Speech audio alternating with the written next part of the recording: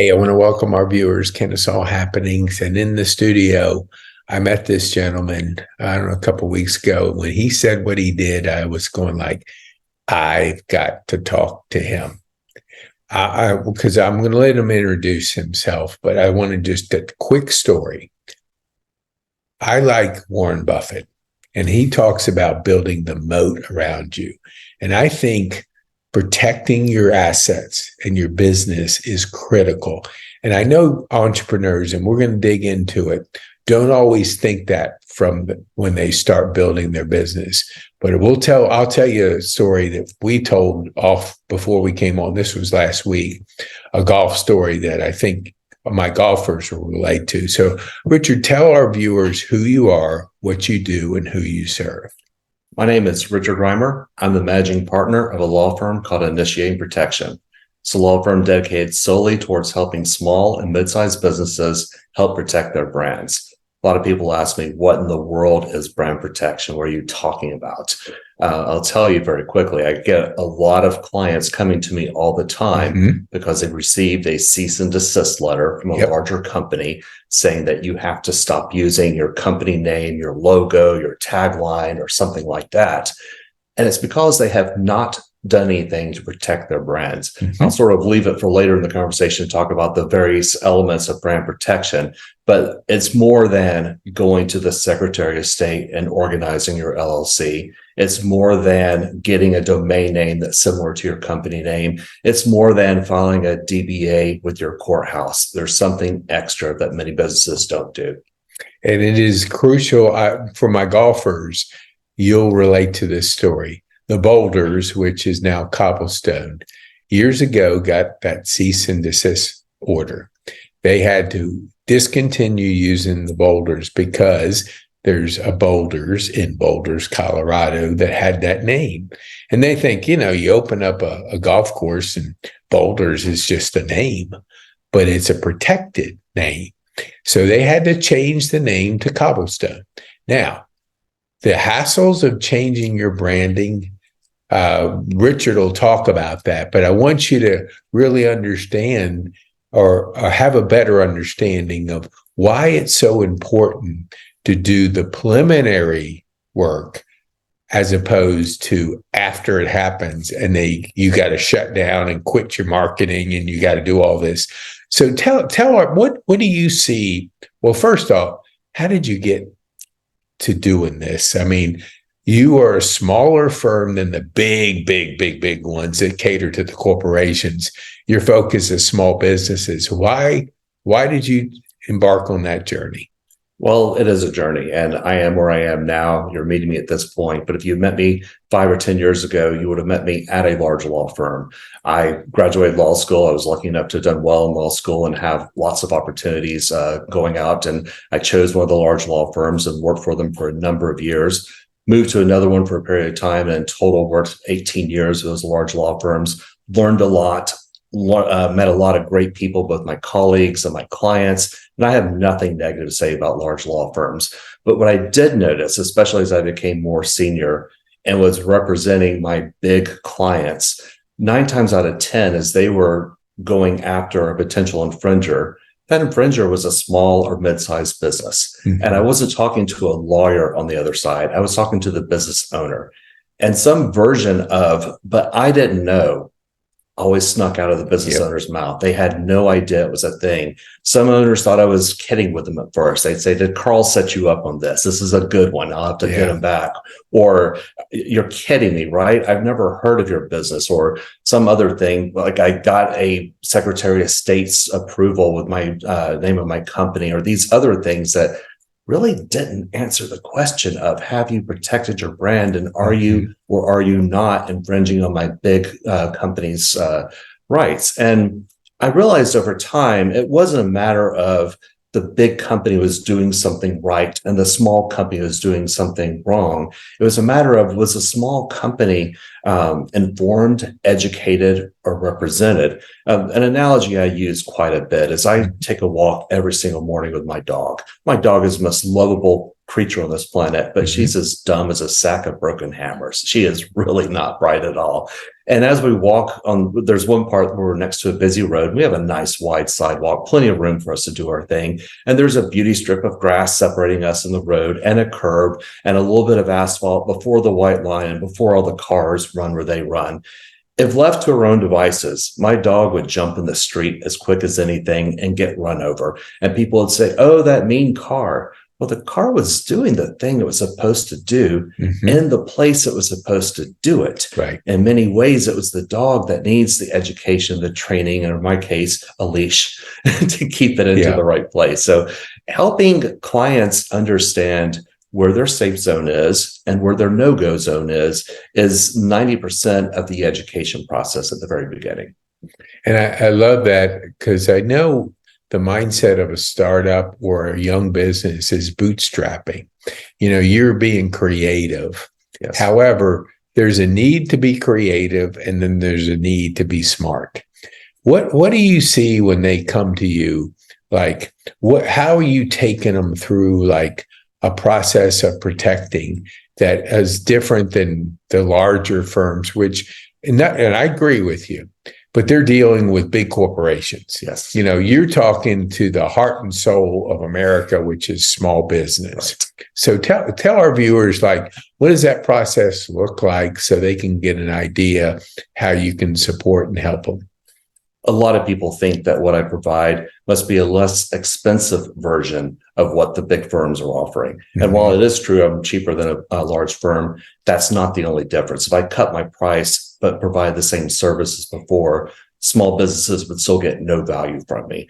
I've learned over time it's about communication. It's about giving my small business client the type of information that they need in a way that they can do something useful with it. So there is more hand-holding than I would have in my large law firm clients.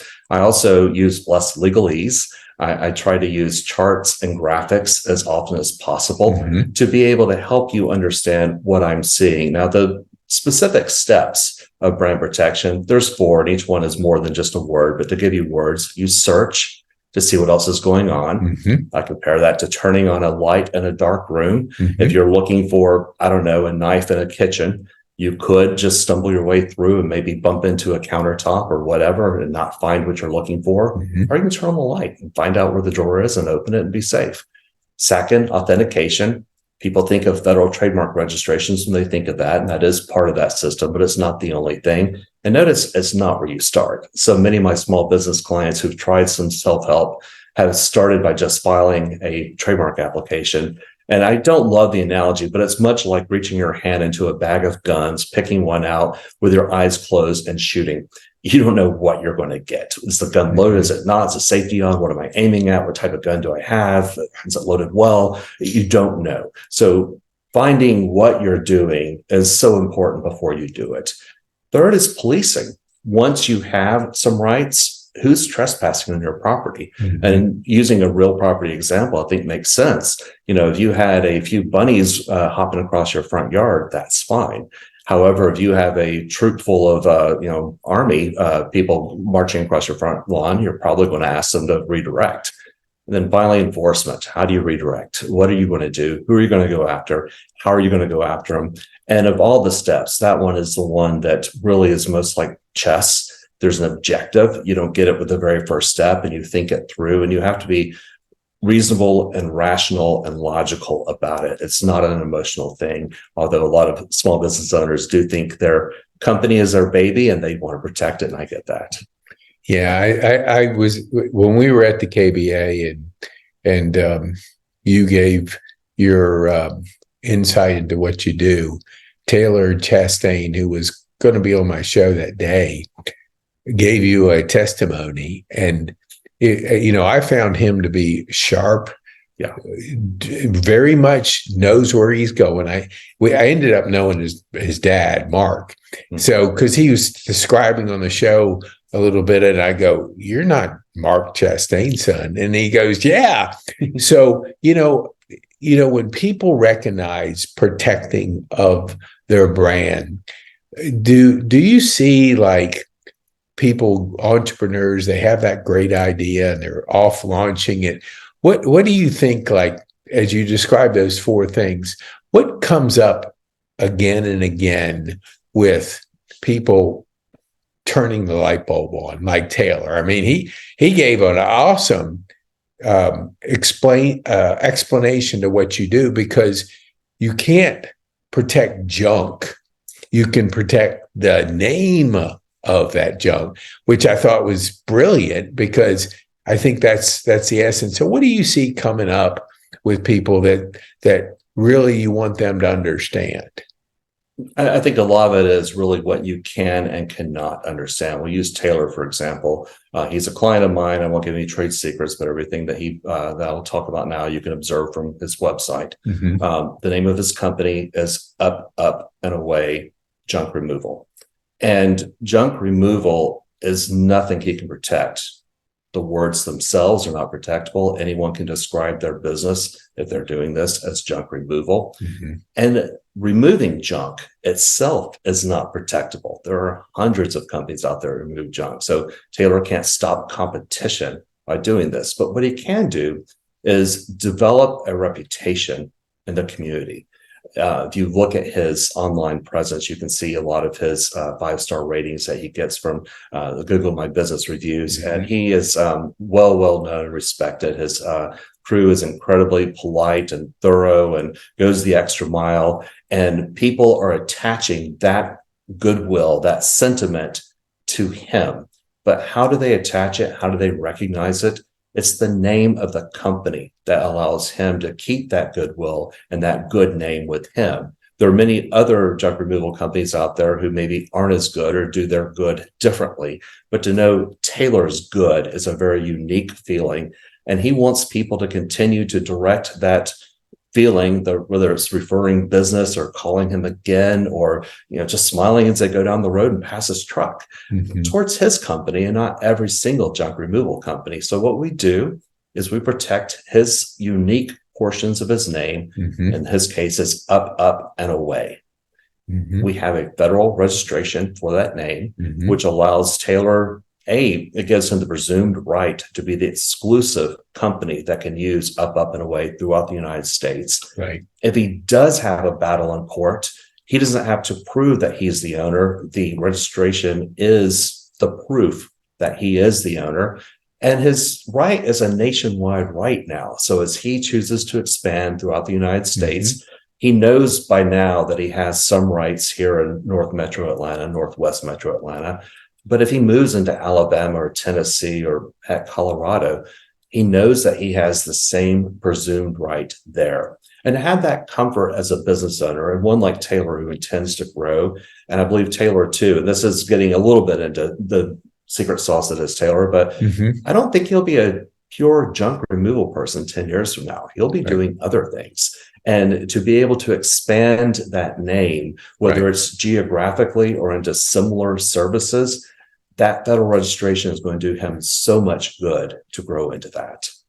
Yeah, what I noticed during his podcast, the confidence that he possesses.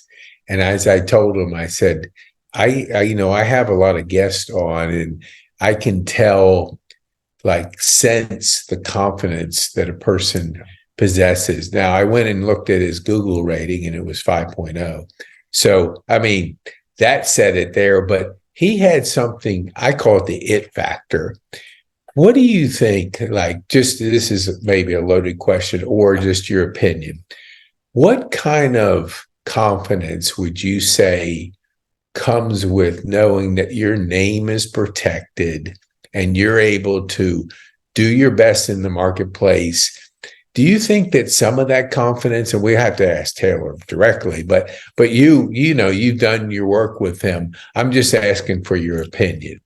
Do you think that has anything to do with your clients once they get protected? Do they gain more confidence in their business? I think so. Now, Taylor is a confident person all by himself. I don't take credit for that. His dad and mom and others can take the credit for that. But the relief I see on my clients' faces as they complete the journey and go through the journey and are able to march forward with the ability to know that they have an exclusive right. It's changing now. I think when you and I first met each other, I was able to stand up and talk for a few minutes or a few seconds about what my business does, and I talked about a time bomb inside your business that every business potentially has, that most business owners don't know is there, and hopefully it doesn't go off for you, whether you know it's there or not. But the people who don't know it's there, and this time bomb of a older company has a superior right to use that name, and they're going to stop you from using it. That's an incredible source of insecurity, of inability to plan and move forward. And as business owners, and I'm a business owner myself, and we want to be able to know that our next step can be taken with confidence. To gain that confidence is amazing. I've had many clients, express way more gratitude than I thought they should express for my work, because it's not just a circle R I've given them. It's this confidence of moving forward, and that they know who to call if they do receive a cease and desist letter, or if they want to send a cease and desist letter. They have a path, they have an understanding. Yeah, my brain went to this, is like the copyright C that you see out there.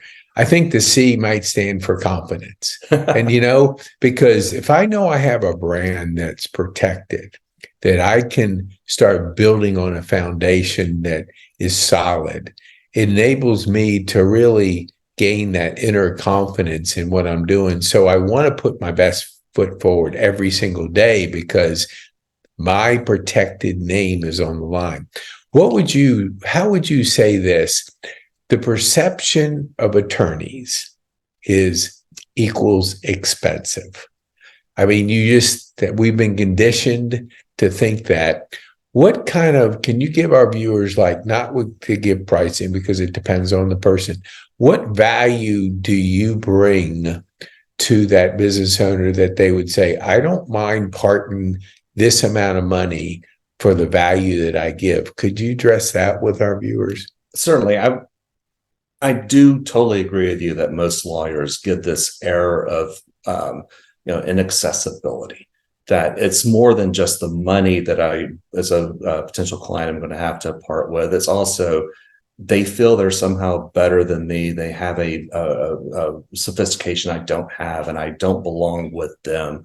And I think that the legal service is doing itself a disservice by doing that. I think that there needs to be a lot more of a sense of approachability.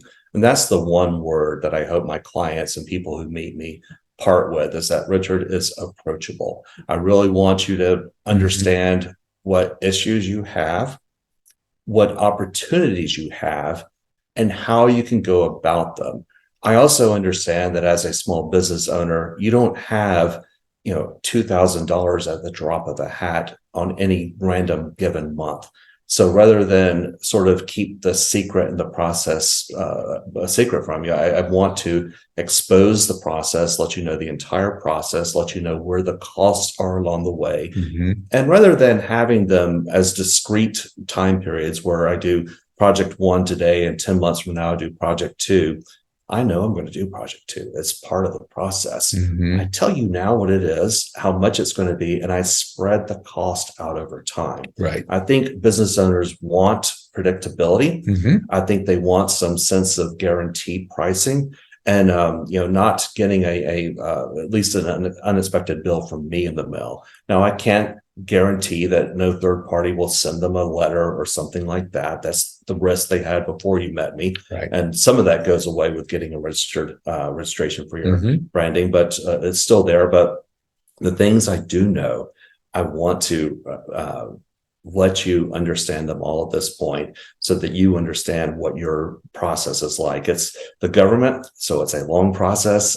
14 months is a typical short-term time period. And by the way, this is February of 2024. If you're looking at this later, you'll probably say, no, Richard, it's 7 months, or no, Richard, it's 70 months. It has changed. It will change again. But today it's 14 months. And I want my clients to know that. And I spread the cost over that time period. I love that. I had a guest that referred to a person, and this person was a successful business person, had 15 coaches. Now, that's the most I've ever heard.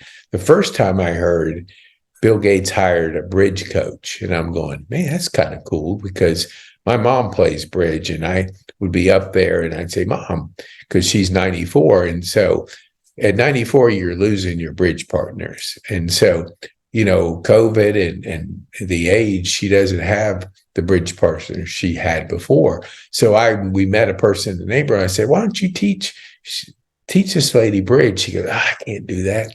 It's too complicated. So I love the fact that you're embracing small businesses because the life and blood of America is small businesses. It's not Apple. It's not Google. It's not the big, but you're small before you become big. Great. And so as we wind down, I really know we could go deeper and I could geek out on this stuff because I've been sued before and it doesn't take a justifiable suit to put a suit on a business, but it resulted in financial disaster because that person had more money than I did. And usually more money wins unless you do prevention, unless you do, setting the stage for your business. So tell our viewers, how can they get a hold of you and access and be able to begin the journey with you? Thanks, Pete. You can look on my website and get a lot more information about me. My website is initiatingprotection.com. No spaces, no dashes along the way. I also put a lot of information out on LinkedIn and Instagram and Facebook. Often in it to protect is my handle on most of those mediums.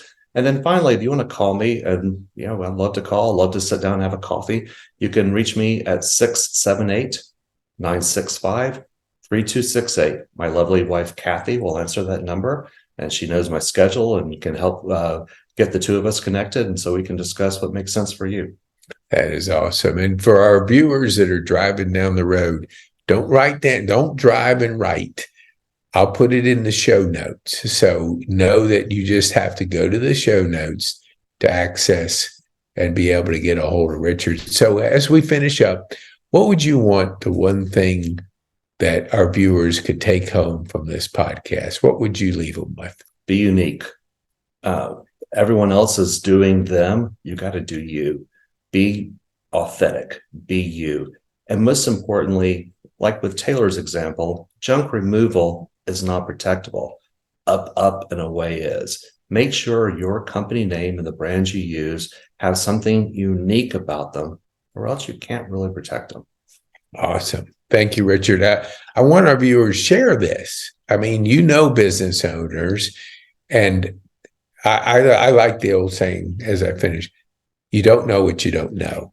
And until you share this with people that aren't aware of the time bomb that's sitting in their backyard that could go off, they don't know. They're just excited about growing their business and they're out there delivering services, but you don't want that time bomb to go off like cobblestone and boulders, because I'm sure if you could talk to the cobblestone people that were a part of that, they would say it was a pain in the rear, because changing names is not cheap. And often that's the ending of the business too. Yeah. You never get restarted again and you dissolve. Yes.